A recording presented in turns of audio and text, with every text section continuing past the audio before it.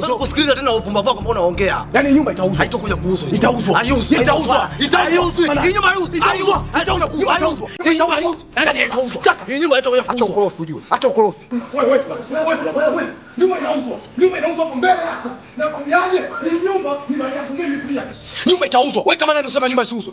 Nyumba itauzwa na utauzwa. Wewe si mzuri tu. Kama wewe ndio ulikuwa kwanza kuzaliwa kutoka kwenye tumbo la mamangu mimi, hii nyumba itauzwa. Lakini kama mimi ndio nilianza kujua najua kabla yako wewe, hii nyumba haitakuja kuuzwa. Sawa? Nitakujua.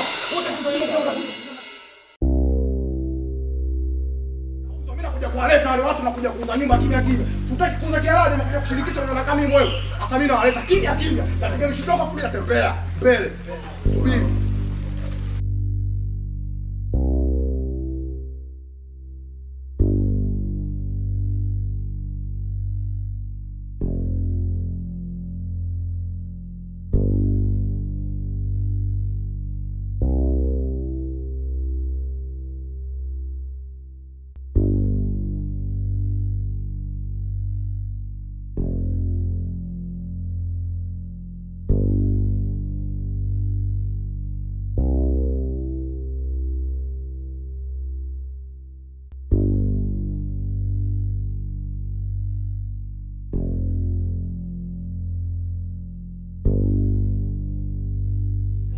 Kana umechoka.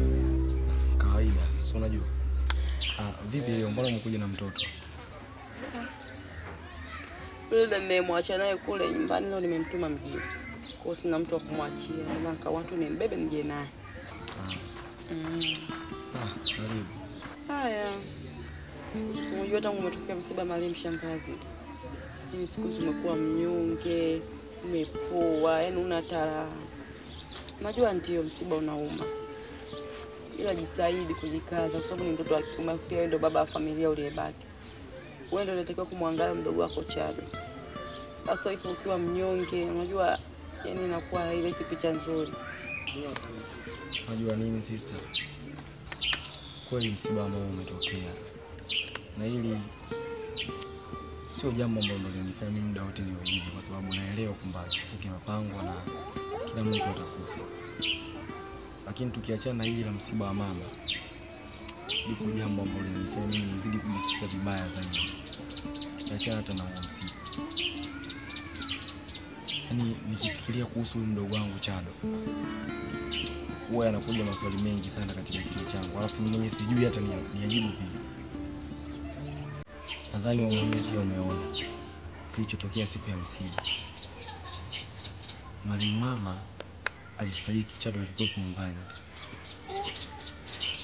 Lakini alipoondoka hakurudi tena. Alikuja kurudi sisi tayari tumeshamaliza msiba. Unapata picha gani za kwanza? Wewe unapata picha gani? Unamuelewa vipi? Na haikuishia hapo tu. Sasa hivi ndo amekuja na lingine jipya kabisa. Yaani ndo amekuja kunivuruga kabisa. Mpaka namsikia vibaya. Amekuja kuniambia kwamba kuna watu amekutana nao wanataka makazi. Ina maana yeye ameongea na hao watu tuwauzie sisi hii nyumba. Tugawane pesa alafu kila mtu afe na chapati. Hivi kwa picha kama hiyo, unamfikiriaje Chado? Unaona kitu gani ambacho anacho? Ina maana inaonekana kabisa ni kifo cha mama alikuwa anakifurahia muda mrefu. Inaonekana ni kitu ambacho alikuwa anakiwaza muda mrefu katika kichwa chake. Sasa kutokana na mambo ambayo anaendelea kuyafanya, mimi huwa najiuliza maswali mengi sana kuhusu yeye. Nafikia hatua sasa naanza kumfikiria vibaya Chado. Sikufichi dadangu. Sasa hivi imani na yeye inaanza kumtoka. Sijui kitu gani kilichombadilisha, sijui anawaza nini tena.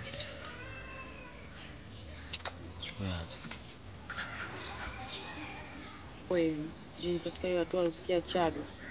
So kuna kwa tabia za ajabu hivyo. Kuna Chado kabadilika sana. Ile picha nzuri. Kwa inabidi ujikaze. Hiyo yote ni mpango tu Mwenyezi Mungu. Mungu ndio mpangaji. Anajua kwamba nikipanga hivi itakuwa hivi. Kwa hivyo sijui Mungu ana maana gani kwa mbele. Sema yote sawa. Haina shida. acha tuone mwisho wake. Lakini katika hili mimi sitakifungia macho tena. Yaani alichokifanya katika kipindi chote cha kumuuguza mama inatosha sana. Kama kumvumilia nimeshamvumilia ili kutosha. Tunapoelekea sasa hivi sio kuzuri. Na mimi nitamkabili yeye kwa namna yoyote ile ambayo yeye atakayotaka iwe. Kwa sababu nimechoka, sina jinsi tena. Nitajua cha kufanya. Nitajua.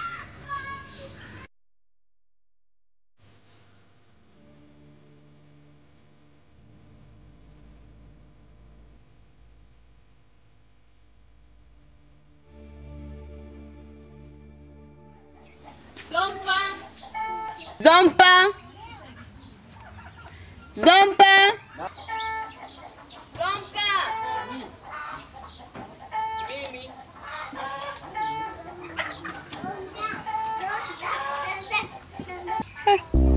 Sema. Zampa yupo? Hayupo. Ameelekea wapi? Sasa hapo nakwenda kwa mipaka kwa sababu ana mguu wake na mimi na mguu wangu. Kwa mimi siwezi kujua anaelekea wapi. Kwani kuna issue gani? Kwa nina maongezi na wewe. Sasa umenifuata Zomba, umenifuata mimi. Wote nimewafuata. Kama sijamkuta Zomba ikikuta wewe tu sawa. Okay. Nielekeze.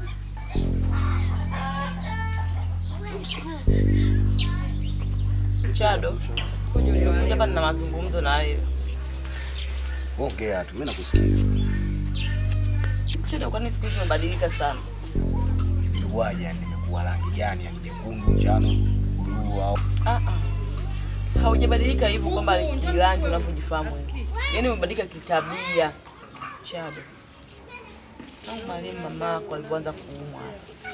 Hakuna jambo lolote ulilofanya ambalo la kusema labda la kumsawazisha mamako. Mpaka mamako mauti yake umekuja kumfika.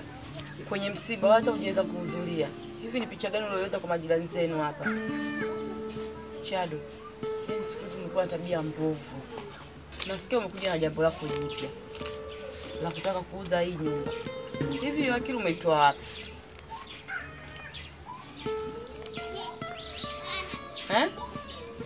Sasa mimi naongea mzangu unakaa kimya. Kwa mimi naongea na kisiki hapa. Namaliza. Sijamaliza. Utakavyoongea wewe na mimi ndivyo nitakavyoendelea kuongea. Sisikia nikwambie. Yaani umeniita hapa tumekaa. Umeongea nimekusikiliza lakini yaani sikutegemea kama utakuja kuongea utopolo kama huu. Yaani umenitoa kule ndani, unaleta nje tu.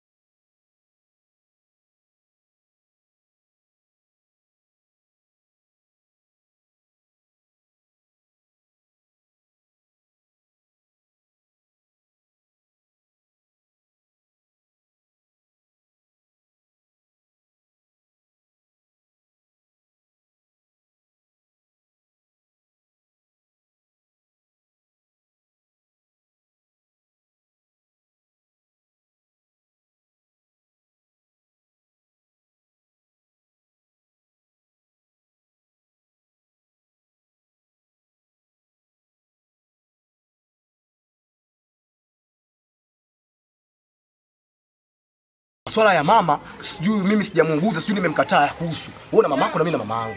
Angalia familia yako wewe. Mimi nitakuja kukupoteza ujue wewe. Mimi Mimi nyumba hii nauza, hakuna mtu wote kunizuia. Nyumba si ya kwetu. Nyumba wewe uliuza.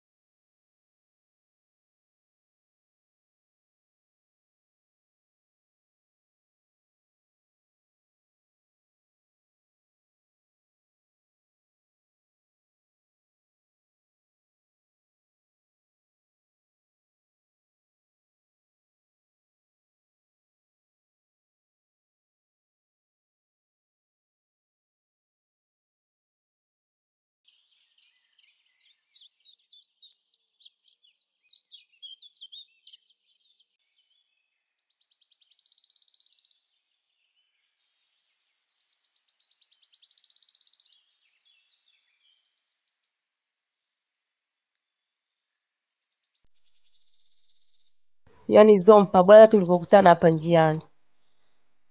Nimetoka kwenu huko. Kilichonikuta leo najuta kwa nini nilienda pale. Imekuwaje sasa? Si nimekutana na yule mdogo wako Chado. Nimeenda pale mwenyewe ngongo nimegonga. Katoka Chado nikamwambia Zompa yupo? Kasema hayupo, basi nikamwambia naomba tukae chini kidogo, kuna mazungumzo tuongee. Akaniambia sawa, tumekaa.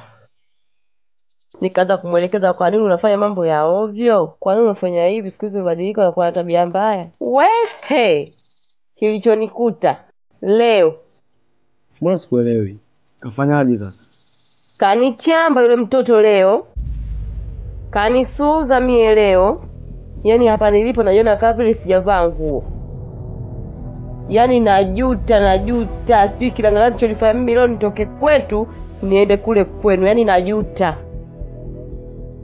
Na hivi ninavyokuambia ni leo ndio mwanzo wangu na mwisho kunyanyua miguu yangu kwenda kule kwenu. Hapana kwa kweli.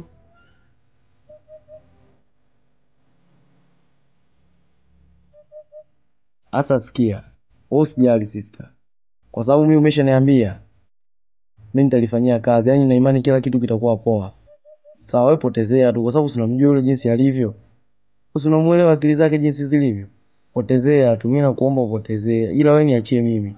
Yaani kila kitu mimi nitamaliza. Ngoja mimi niondoke zangu. Basi nikupe lift nikusogeze kidogo. Amna, mimi naenda tu. Unaenda?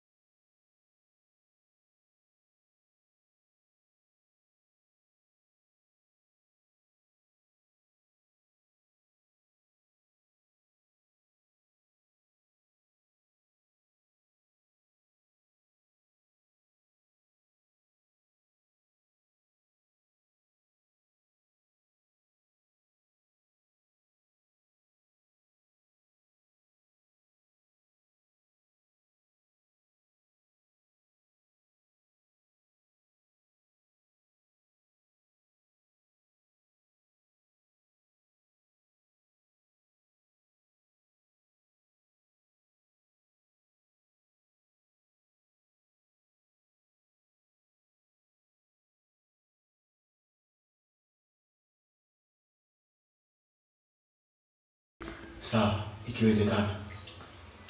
Dume la kongoni limenena. Mbavu za mbuzi zitapotezwa dakika 3, si nyingi. Mbuzi mweusi hawezi kukuchanganya hata siku moja.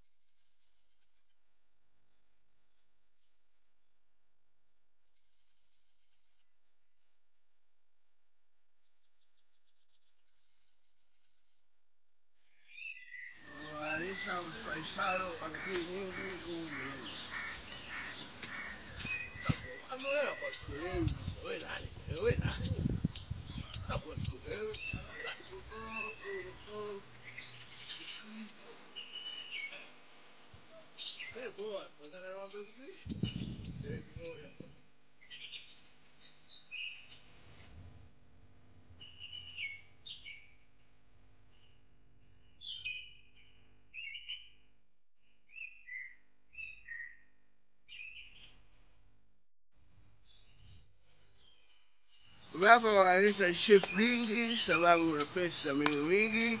Unapokuwa na pesa na shilingi hasa warembo wenyewe wanakuwa walipingi. Kwa watu kusiasi, mazingira yao kusiasi. Wanaita chef lingi sababu una pesa mingi. Na wao iko na pesa shilingi kwa sababu watoto wazuri wanipingi. Mazingira yangu tungi. Sasa ukaso unafikiri gani? Kwa sababu eti unafikiria unawaza nini? Mama yenu mmeamua kumuua wenyewe.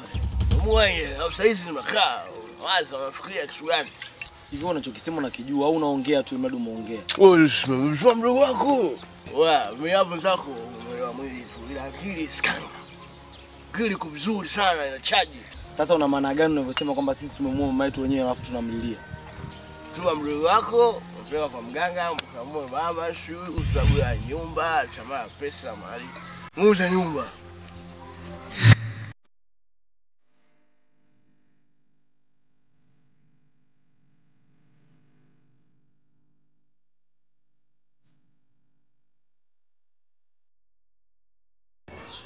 Kwa hizo kuna kama hivyo sema zizapo na ambie bwana mchana. Unajua watu huwa wanaishi kwenye mazoea. Unapotokea swala tofauti, basi unabaki katika swala sintofahamu. Kwa kutaka kujua ni kipi ambacho kinaendelea kwa wakati huu. Kati ya miongoni mwa watu ambao wanaishi kwenye mazoea na mimi ni mmoja wao.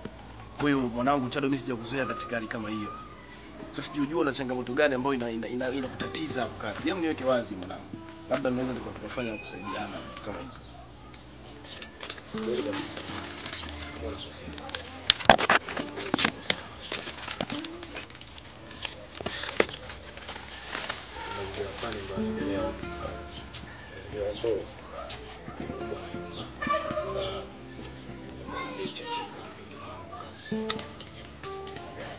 Kitu gani ambacho kinakufanya wewe kuwa hauko sawa? Ni kipi?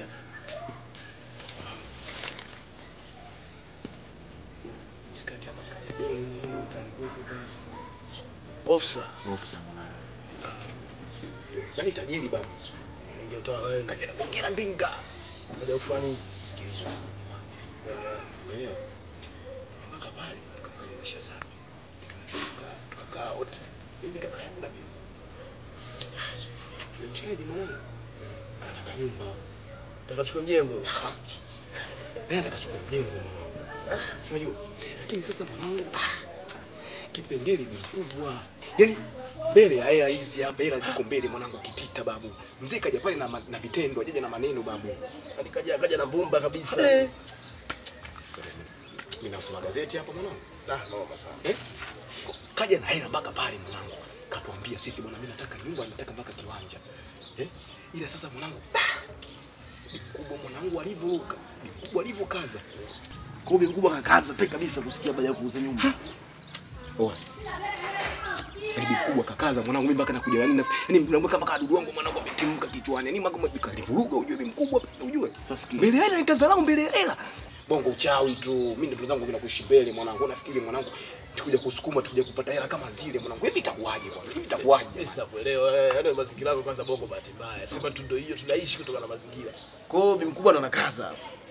Bi mkubwa ndo kipengele mwanangu. Yaani bi mkubwa mpaka sasa hivi simuelewi mwanangu. Hataki kuelewa, hataki kusikia kabisa kuhusu hizo habari. Sasa kama bi mkubwa na kaza inakuwaje kuhusu bro? Sawa bi mkubwa na kaza. Kakako naye anasemaje kwenye swala hilo? Mwanangu bro, kuhusu swala la bro mwanangu bro hana no mata kidogo mwanangu. Yaani bro mwanangu ndio kwa upande wangu afu big hapa. Mimi nimemtoa bro pembeni, nimezungumza naye nikamwambia bro tunafanyaje mwanangu, kati hela ndo kama zile pale mwanangu, ofisa katoa hela kama zote yao. Afu dakika mwisho mimi na yeye tunatubu maisha yetu, tunafanyaje tusukume. Bro mwanangu hivi. Yaani bro poa akasema mdogo wangu baridi. Mwenyewe siwezi kuangalia mazingira haya afu nikamwambia kitu katika mjengo gani ile. Kishasikia sasa sikia. Mimi mwanangu kwenye swala hilo acha mimi niwe nyoka mwanangu. Acha mimi niwe nyoka. Bi mkubwa ndo na kaza hapa. Ila bro fresh.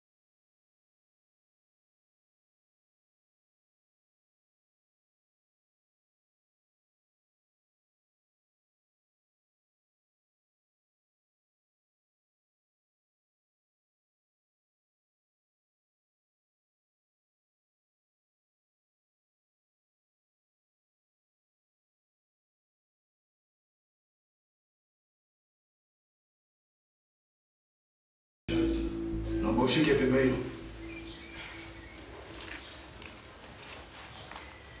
Acha woga. Shika pembe. Acha woga.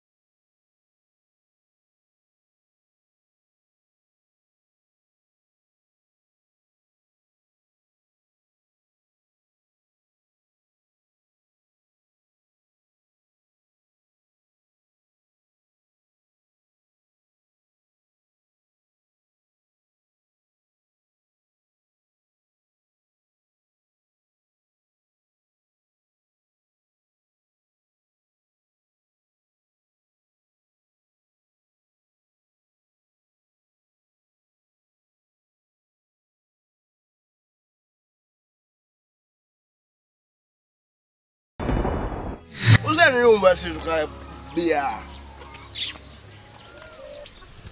Ndio hivyo, sio kile kizembe tu. Unajua nyinyi mnalala. Unaona bwana, Mungu amewapa shusha jua tu. Watu wanafiki sana, wanafiki sana.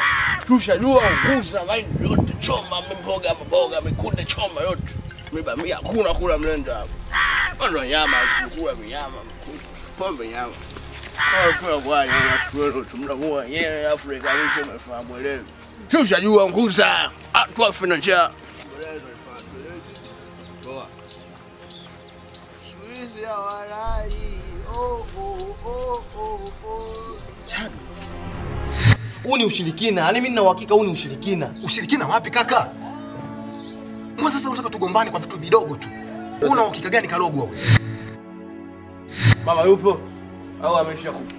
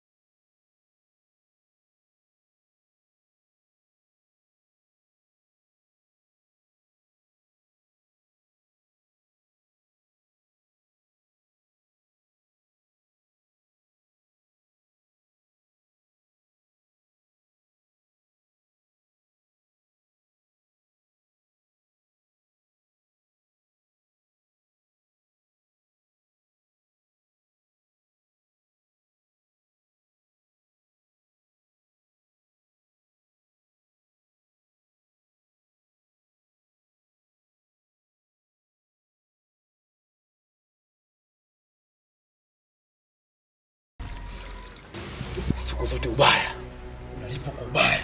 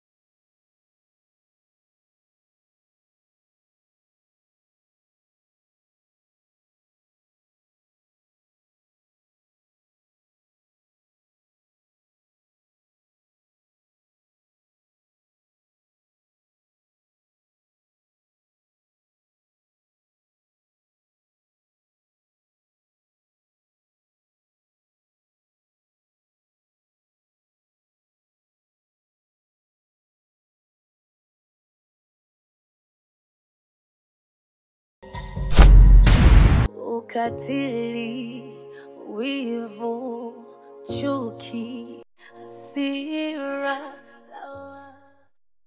Huo ndio ukweli wa maisha yangu afande.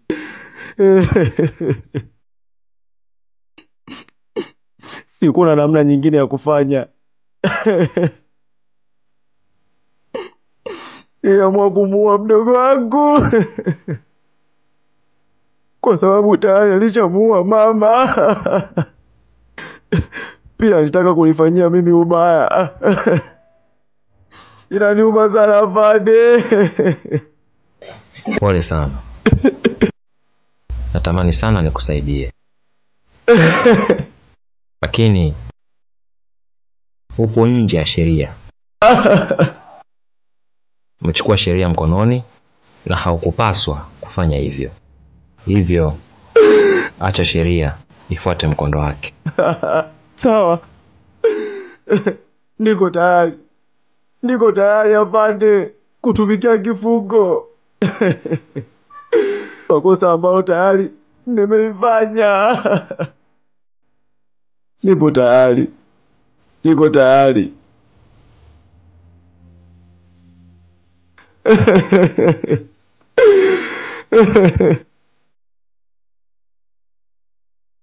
Natamani nikusaidie, lakini sina jinsi.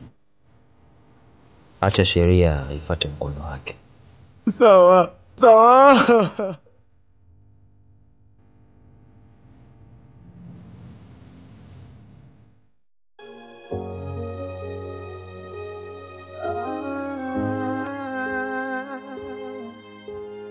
Dunia